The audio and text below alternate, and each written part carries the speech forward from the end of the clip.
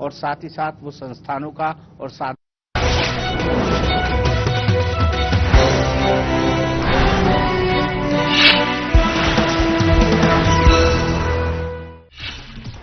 IIT Roorkee के वैज्ञानिकों ने नदियों का किया विश्लेषण। गंगा के प्रवाह में भूजल का योगदान है, न कि ग्लेशियरों का दोहन। जलमार्ग परिवर्तन से सूख रही नदियां।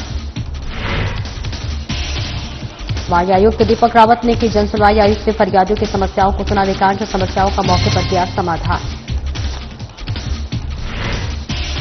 ऋषिकेश में आस्था पथ पर निकाली गई जन जागरूकता रैली। अंगदान जीवन संजीवनी अभियान के तहत निकाली गई रैली। अंगदान के प्रति किया गया जागरूक। रुद्रप्रयाग में ऋषिकेश बद्रीनाथ नेशनल हाईवे पर सड़क हादसा। कार ने बाइक सवार को 2 युवकों को मारी टक्कर। हादसे में एक व्यक्ति गंभीर रूप से घायल। और उत्तराखंड में हो रही बारिश से जनजीवन अस्त व्यस्त। प्रदेश में 64 सड़कें बंद। पहाड़ों में भूस्खलन तो मैदानों में हो रहा जलभराव।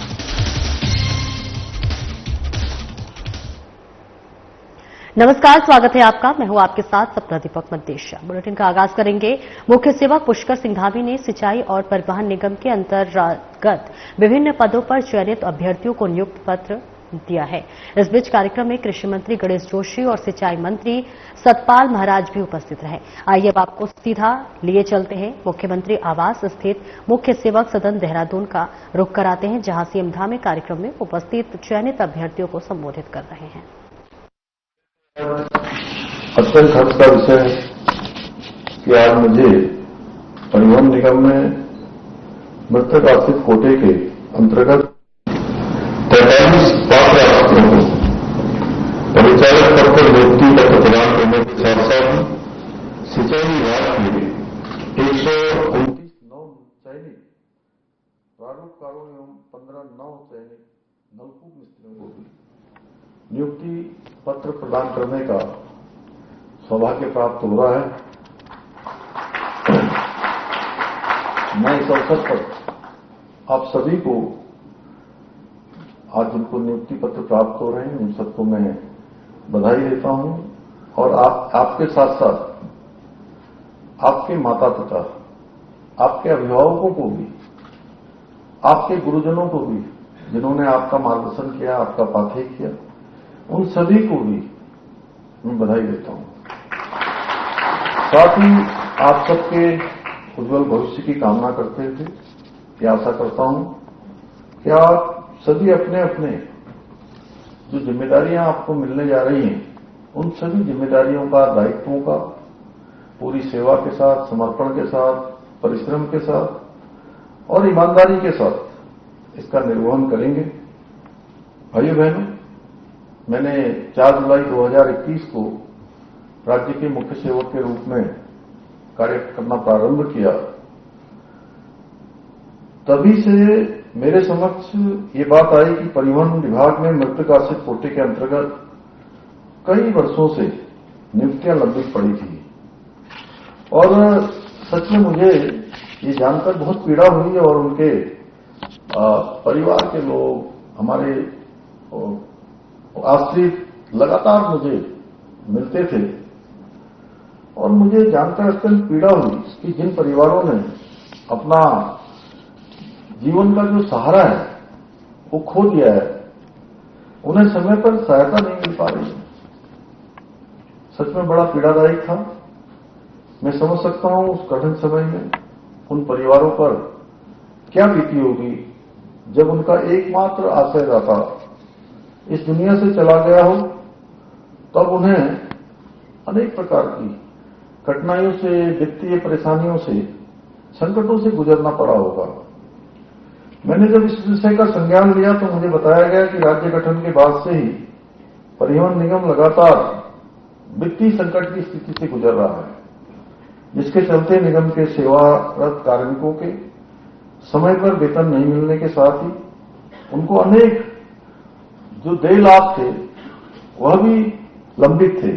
वहीं दुर्भाग्यवश दिवंगत कर्मचारियों के आश्रितों को नियमानुसार मिलने वाले लाभों से भी वंचित रहना पड़ा था और इस विषय को मैंने बहुत गंभीरता से लिया और सभी अधिकारियों को मैंने कहा कि शीघ्र इसका समाधान निकालिए और मृतक आश्रितों की नियुक्ति से संबंधित प्रस्ताव को प्राथमिकता से हमने मंत्रिमंडल ने हमारे सभी मंत्रिमंडल के सहयोगियों सहित उसको मंजूरी दिलाई और हमारी सरकार ने 195 मृतक आश्रितों की बरसों से लंबित नियुक्तियों को प्राथमिकता के आधार पर पूर्ण करने का संकल्प लिया। मुझे खुशी है कि इस संकल्प को पूर्ण करते हुए हमने पिछले वर्ष 150 मृतक आश्रितों को नियुक्ति पत्र प्रदान किए।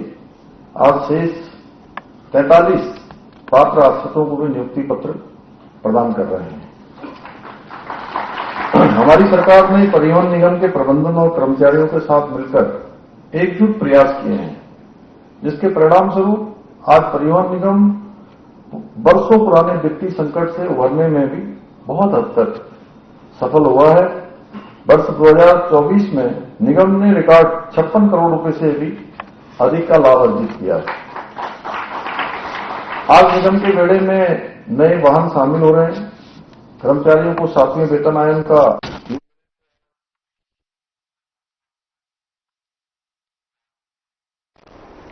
और वही मुख्य सेवक पुष्कर सिंह धामी ने सिंचाई और परिवहन निगम के अंतर्गत विभिन्न पदों पर चयनित अभ्यर्थियों को नियुक्ति पत्र दिए वितरित किए। इस बीच कार्यक्रम में कृषि मंत्री करेश जोशी और सिंचाई मंत्री सतपाल महाराज भी उपस्थित रहे।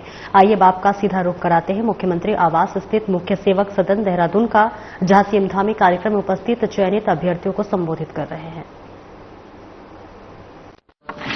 अत्यंत हर्ष का विषय है कि आज मुझे परिवहन निगम में मृतक आश्रित कोटे के अंतर्गत 43 पात्र आश्रितों को परिचालक पद पर नियुक्ति पत्र प्रदान करने के साथ साथ सिंचाई विभाग के 129 चयनित प्रारूप कारों एवं 15 नव चयनित नलकूप मिस्त्रियों को भी नियुक्ति। रुद्रप्रयाग जिले में ऋषिकेश बद्रीनाथ राष्ट्रीय राजमार्ग पर तिलनी के पास आपको बताते चले एक कार ने बाइक सवार 2 युवकों को जोरदार टक्कर मार दी। हादसे में एक व्यक्ति गंभीर रूप से घायल हो गया, जबकि दूसरे को भी काफी चोटें आई हैं। कार चालक नशे में धुत था, जिसे पुलिस ने गिरफ्तार कर लिया है। कोतवाली निरीक्षक मनोज नेगी ने बताया कि तिलनी में स्वास्थ्य विभाग चमोली में कार्यरत deputy CMO doctor Mohammad Shah Hussain अपने पत्नी और बेटे के साथ कार से रुद्रप्रयाग जा रहा था। कार तेज रफ्तार में थी। इस बीच कार चालक ने विपरीत दिशा से आ रही एक बाइक को टक्कर मार दी, जिससे बाइक पे सवार एक युवक बुरी तरह से घायल हो गया, जबकि दूसरे को चोटें आई हैं। कार बाइक को रगड़ते हुए काफी दूर ले गई, जिससे कार में आग लग गई। स्थानीय लोगों ने त्वरित गति से दोनों घायलों को जिला अस्पताल पहुंचाया और घटना की सूचना पुलिस को दी। पुलिस ने मौके पर पहुंचकर डिप्टी सीएमओ को हिरासत में लिया, जहां उसका मेडिकल कराया गया, जिसमें डिप्टी सीएमओ के नशे में होने की पुष्टि हुई है। उन्होंने बताया कि कार चालक के खिलाफ मुकदमा दर्ज कर लिया गया है और आगे की कार्रवाई की जा रही है। के आसपास एक जो चौपहिया वाहन था जो चमोली की तरफ से आ रहा था, तो वो उसका एक्सीडेंट एक मोटरसाइकिल से हुआ है, जिसमें दोनों युवक जो हैं वो भी घायल अवस्था में अस्पताल रुद्रप्रयाग में लाए गए हैं इलाज के लिए, जिनका इलाज चल रहा है। ये गाड़ी का भी पता किया जा रहा है कि 4 व्हीलर क्या इसका नंबर वगैरह क्या है, लेकिन ये था चौपहिया वाहन और जो दूसरा वाहन था वो मोटरसाइकिल थी। एक तो अभी कहते हैं युवक जो है वो ठीक है, अभी उसका इलाज चल रहा है, लेकिन जो दूसरा युवक है वो अभी गंभीर अवस्था में है, उसे श्रीनगर बेस अस्पताल रेफर किया गया है। गिर पाए अभी काम सीधे अस्पताल आ गए थे, तो मौके पे भी नहीं जा पाए। वो यही डॉक्टर शाह हसन बताए जा रहे हैं, ये गोपेश्वर सरकारी अस्पताल में डॉक्टर हैं। एक इनके साथ महिला भी है, वो संभवतः इनकी वाइफ है, और इनके बच्चे भी इनके साथ ही थे। परीक्षण कराया जा रहा है, एल्कोहलिक परीक्षण कराया जा रहा है उसका, वो देंगे, वो प्रक्रिया का जांच का हिस्सा है। उसके बाद जब दोनों का परीक्षण हो जाएगा, उसकी जो सैंपल है, यूरिन सैंपल है, ब्लड सैंपल है, और जो उनकी कहते हैं रिपोर्ट्स हैं एल्कोहलिक परीक्षण की, वो दी जाएंगी। लेकिन अभी कुमाऊं आयुक्त दीपक रावत ने जन सुनवाई में आए फरियादियों की जन समस्याओं को सुना और त्वरित गति से निपटाने का आदेश संबंधित अधिकारियों को दिए। जन सुनवाई में अधिकांश शिकायतें भूमि विवाद के साथ ब्याज पर पैसे देने, विद्युत लाइन शिफ्ट करने, सरकारी नौकरी का लालच देकर नौकरी दिलाने और एलआईसी एजेंट द्वारा पॉलिसी करते वक्त सही जानकारी न देने विभिन्न विषयों पर समस्याएं आई। आयुक्त द्वारा अधिकांश समस्याओं का समाधान मौके पर ही किया गया, जहां पर आयुक्त रावत ने कहा कि समस्या जो भी है उसको गंभीरता से लेना चाहिए। उन्होंने कहा कि हल्द्वानी शहर वासियों को शीघ्र ही सिटी बसों की सौगात मिलेगी। इसके लिए सभी गाड़ियों के लिए अनुबंध हो चुका है। शीघ्र ही प्रदेश के मुख्यमंत्री द्वारा हल्द्वानी भ्रमण पर हरी झंडी दिखाकर शुभारंभ किया जाएगा।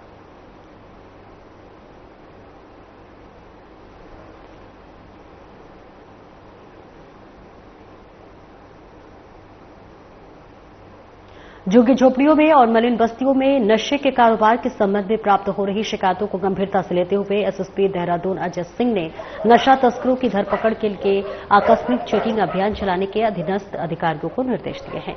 साथ ही नशे के काले कारोबार में सक्रिय तस्करों को चिन्हित कर उनके खिलाफ कड़ी कार्रवाई करने और उनकी अवैध संपत्ति को भी चिन्हित करने के लिए निर्देशित किया है। और इसी क्रम में क्षेत्राधिकारी नगर के नेतृत्व में स्थानीय पुलिस, पीएसी, डॉग स्क्वाड और एएनटीएफ देहरादून की टीम ने कोतवाली क्षेत्रांतर्गत मद्रासी कॉलोनी में आकस्मिक चेकिंग की। चेकिंग के दौरान पुलिस बल ने मद्रासी कॉलोनी क्षेत्र में पूर्व मादक पदार्थों की तस्करी में लिप्त नशा तस्करों के घरों और संदिग्ध स्थानों पर स्नीफर डॉग की सहायता से आकस्मिक चेकिंग की गई।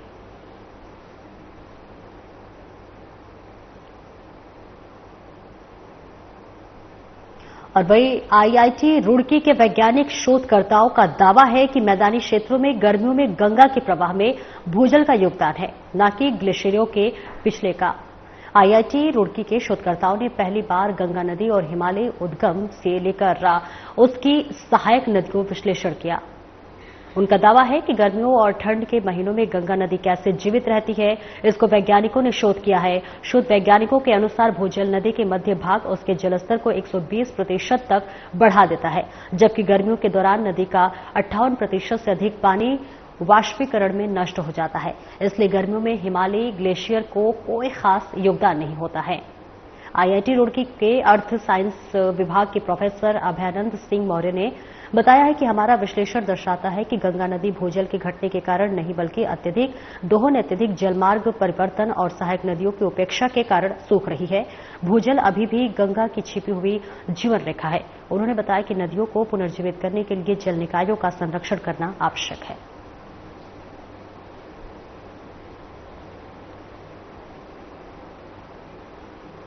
गंगा के प्रवाह को समझने के लिए हम लोगों ने देवप्रयाग से लेकर हावड़ा तक मुख्य शहरों और निकटवर्ती एरिया से ग्राउंड वाटर का सैंपल लिया और उन सैंपलों का जब हम लोगों ने समस्थानिक विश्लेषण किया तो मुख्यतः हम लोगों ने गंगा को 3 मुख्य भागों में बांटा।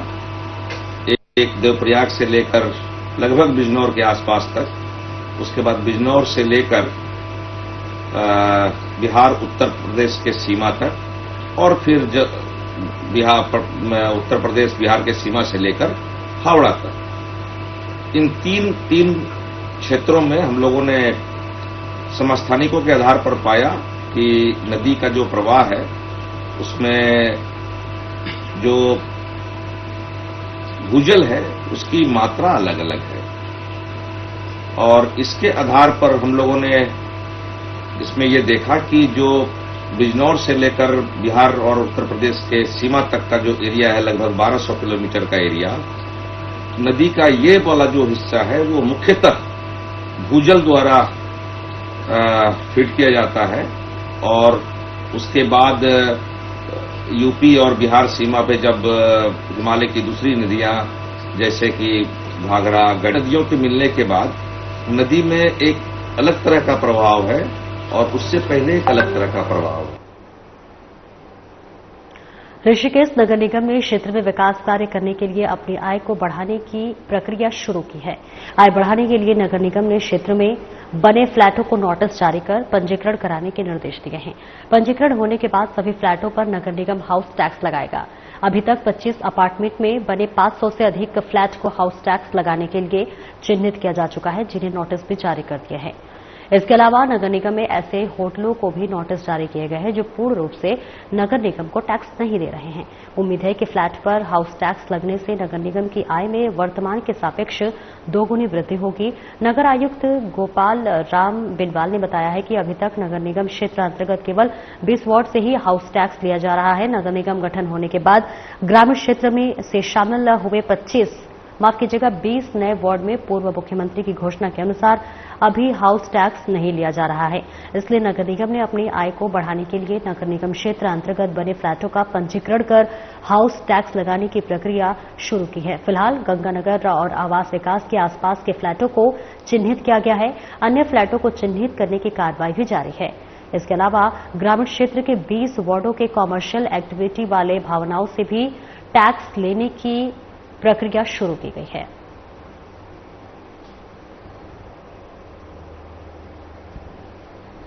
ऋषिकेश नगर निगम के अंतर्गत काफी समय से फ्लैटों में टैक्स नहीं लिया जा रहा था। उसके साथ साथ जो होटल्स हैं उनके द्वारा भी पूरा टैक्स पेड नहीं किया जा रहा था, जिसको लेकर के एक व्यापक अभियान नगर निगम ऋषिकेश के द्वारा संचालित किया गया है, जिसके अंतर्गत लगभग 25 अपार्टमेंट जिसमें लगभग 500 से अधिक फ्लैट है उनको चिन्हित किया गया है और सभी को नोटिस जारी कर दिए गए हैं।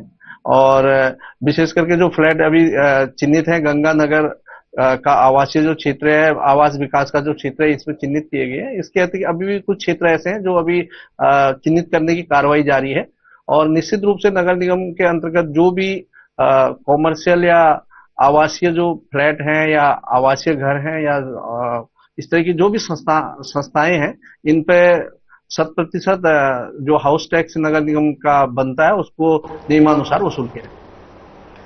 सरोवर नगरी नैनीताल और आसपास के क्षेत्र में मौसम विभाग की भविष्यवाणी सटीक साबित होती हुई नजर आ रही है।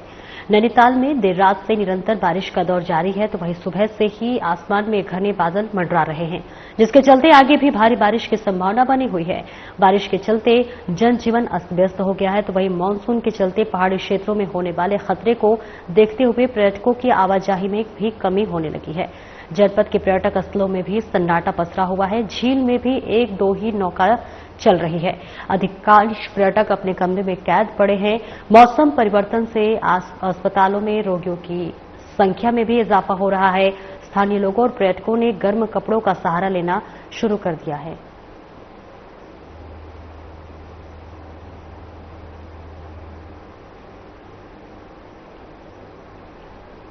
हरिद्वार के मंगलौर कोतवाली क्षेत्र से एक दिल दहला देने वाली घटना सामने आ रही है। दरअसल गोपालपुर गांव निवासी एक परिवार पिछले काफी समय से मंगलौर कोतवाली क्षेत्र के गायत्री एन्क्लेव में रह रहा है। इस परिवार की 2 साल की बेटी की संदिग्ध परिस्थितियों में मौत हो गई थी, जिसके बाद परिजनों ने बच्चे के शव को अपने पैतृक गांव में दफना दिया था। इसके बाद उन्होंने अपने आवास पर पहुंचकर घर की सीसीटीवी फुटेज की जांच की, जिसमें एक पड़ोसी किशोर संदिग्ध परिस्थितियों में घूमता हुआ दिखाई दिया। कैमरे की फुटेज में देखा गया जब बच्ची कमरे में अकेली थी तो इसी दौरान एक संदिग्ध किशोर सीढ़ियों से होकर कमरे की ओर जाता हुआ दिखाई दे रहा है। बच्ची की मां के कमरे में लौटने से पहले ही वह किशोर वहां से चला जाता है, जिस पर बच्ची के परिजनों को किशोर पर शक हुआ, जिसके बाद बच्चे की मां ने डीएम और पुलिस को शिकायती पत्र देकर हत्या की आशंका जताई। साथ ही शव को कब्र से बाहर निकालकर पोस्टमार्टम कराने की मांग की। डीएम ने तहसीलदार को इस मामले में आवश्यक कार्रवाई के निर्देश दिए हैं, जिसके बाद तहसीलदार पुलिस टीम के साथ गोपालपुर गांव पहुंचे, जहां पर ग्रामीणों और परिजनों की मौजूदगी में शमशान की भूमि से बच्चे के शव को बाहर निकाला गया।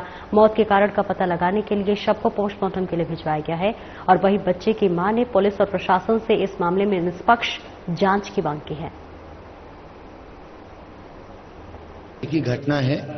एक परिजन जिनकी 2 साल की बेटी उनको मृत अवस्था में मिली थी, उन्होंने उसका शायद अंतिम संस्कार बिना किसी को सूचना दिए कर दिया था, लेकिन बाद में उन्हें ये प्रतीत हुआ कि बच्ची जब घर में अकेली थी तो कोई पड़ोस का शख्स संदिग्ध अवस्था में या संदिग्ध एक्टिविटी में दिखा, तो उन्होंने पुलिस को ये सूचना दी।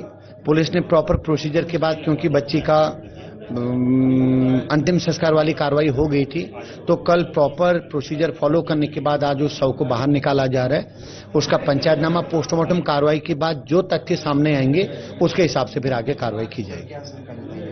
शंका उनको ये लगता है कि बच्ची को शायद करें, जैसे प्रथम दृष्टया परिजनों का ये कहना था कि बच्ची को करंट लगा है, उसमें कुछ ब्लैक स्पॉट भी बॉडी में थे, तो उनको लगता है कि शायद ये एक्सीडेंटल या किसी ने जानबूझ के तो नहीं लगाया, ऐसा उन्होंने संदेह व्यक्त किया।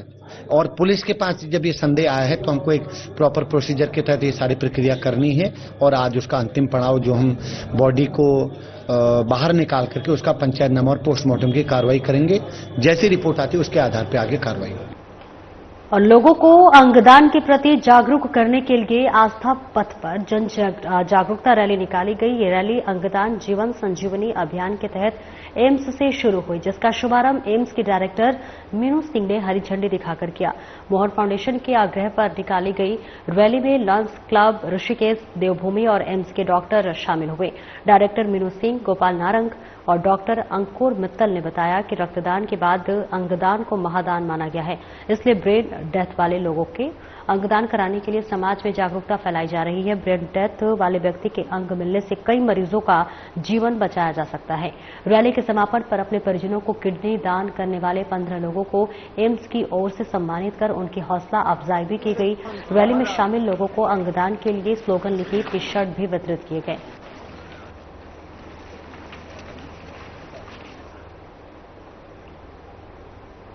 थाना प्रभारी कलियर रविंद्र चौधरी ने मेडिकल स्टोर मालिकों के साथ बैठक की। बैठक में थाना प्रभारी ने स्पष्ट चेतावनी देते हुए कहा कि यदि किसी भी मेडिकल स्टोर से नशे से संबंधित दवाओं की अवैध बिक्री पाई गई तो उसके खिलाफ एनडीपीएस एक्ट के तहत सख्त कार्रवाई की जाएगी।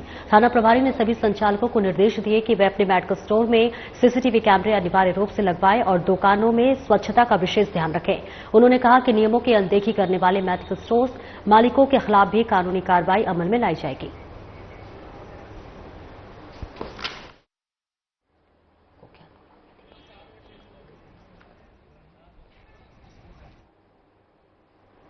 और वही कुख्यात माफिया पर एक और जो है मुकदमा दर्ज हुआ है। बड़ी खबर आपको बता रहे हैं, जहां कुख्यात भूमाफिया दीपक मित्तल पर धोखाधड़ी का एक मुकदमा दर्ज किया गया है। आरोपी ने अपने साथियों के साथ मिलकर कंपनी के खातों से धोखाधड़ी की थी। करोड़ों की धनराशि का गबन किया था। गबन की गई धनराशि को अपने अन्य साथियों के खातों में ट्रांसफर किया। जहां कंपनी द्वारा बनाए जा रहे फ्लैटों की बुकिंग की गई थी और आरोपी के खिलाफ थाना राजपुर में मुकदमा दर्ज है। एसएसपी अजय सिंह ने कहा मित्तल के खिलाफ अब तक गैंगस्टर एक्ट समेत 10 मुकदमे दर्ज हैं, जहां पर फरार आरोपियों पर इनाम घोषित किया गया है। आरोपी के खिलाफ पुलिस ने एलओसी जारी की थी। रेड कॉर्नर नोटिस जारी करने की पूरी प्रक्रिया जनपद स्तर से पूरी की। पुलिस और ईडी मामले की कर रही है विस्तृत जांच।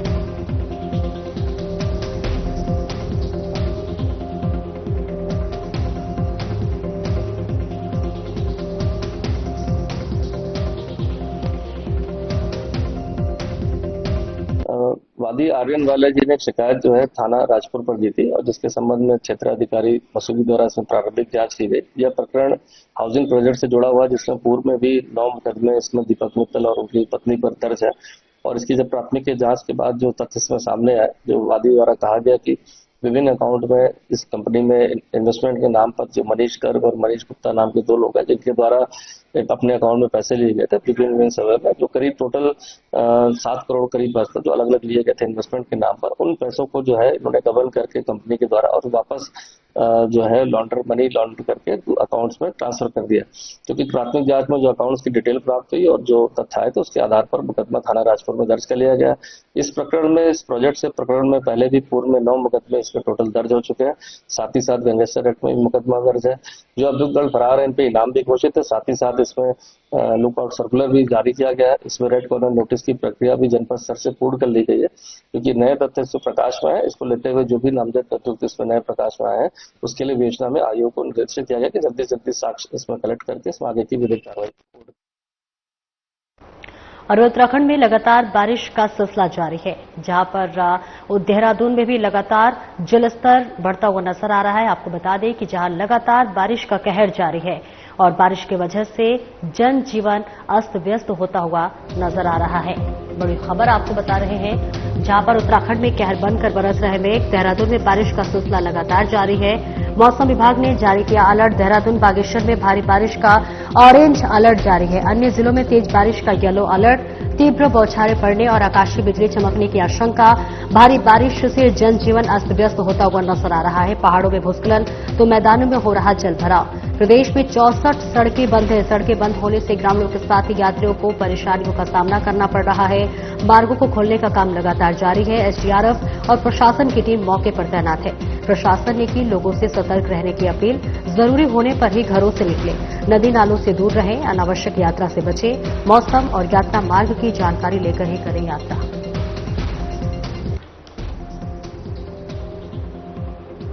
3 तारीख को जो है उत्तराखंड में देहरादून और बागेश्वर जनपद है, वहाँ कहीं कहीं भारी से लेकर बहुत भारी वर्षा मिलने की संभावना है। जबकि जो उत्तरकाशी, रुद्रप्रयाग या टिहरी है, नैनीताल जनपद है, यहाँ कहीं कहीं भारी वर्षा मिलने की संभावना है। 4 तारीख से जो है वर्षण में वृद्धि की संभावना है। 4 और 5 तारीख को जो अधिक वर्षा के कारण जो चेतावनी है वो ऑरेंज कलर में भी दी गई है। तो 4 तारीख को जो कुमाऊं क्षेत्र है, उनके जनपद है, वहां पर कहीं कहीं भारी से बहुत भारी वर्षा मिल सकती है। विशेषकर बागेश्वर, नैनीताल, चंपावत जनपद है। ऐसे जो गढ़वाल क्षेत्र है वहां पर कहीं कहीं भारी वर्षा मिलने की संभावना है। 5 तारीख को जो उत्तराखंड के देहरादून, टिहरी, पौड़ी, नैनीताल, चंपावत या बागेश्वर जनपद है, वहां कहीं कहीं भारी से बहुत भारी वर्षा मिल सकती है। जबकि जो अन्य मैदानी और पर्वतीय जनपद है, वहां पर कहीं कहीं भारी वर्षा मिलने की संभावना है। तो अभी जो मेन एक्टिविटी 4 और 5 तारीख को लग रही है, जिसके कारण जो वर्षण में वृद्धि की संभावना है, तो इसके कारण देख सकते हैं कि कहीं कहीं जो लैंडस्लाइड हो सकती है या नदी नालों में जल स्तर अचानक से वृद्धि हो सकती है। तो जो सेटलमेंट्स इन क्षेत्रों में रह रहे हैं, वल्नरेबल एरियाज में, लैंडस्लाइड प्रोन एरियाज हो या नदी नालों के आसपास, तो फिलहाल इस बुलेटिन में इतना ही। नमस्कार।